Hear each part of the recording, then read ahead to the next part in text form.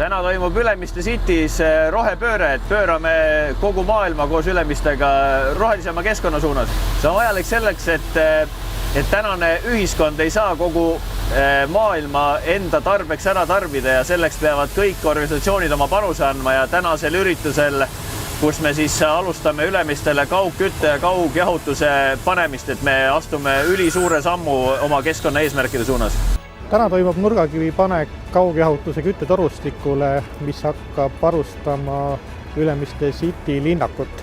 Kaugkütte ja jahutusest võidavad keskkond ja meie inimesed. Et piltlikult võib öelda, et istutame ühe hoone kaugkütte ja kaugjahutusega liitesse iga aasta 3500 puuga metsatuka. Arendaja, kui vaadata üldpilti, siis hooned maailmas toodavad üldse kuskil 40% CO2 emissioonist, et arendaja kohustus ja kõigi kinnisvara omanike kohustus on aidata jalajälge vähendada.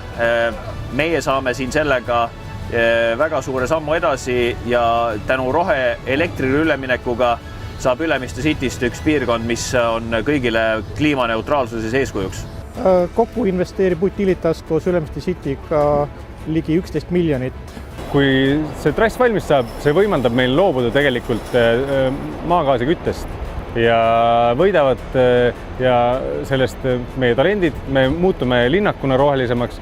Me oleme läinud üle roheelektri ostmisele ja nüüd kaugjahutus ja kaugküte aitavad veelgi kõiki hooneid ja nende jalajälge teha väiksemaks.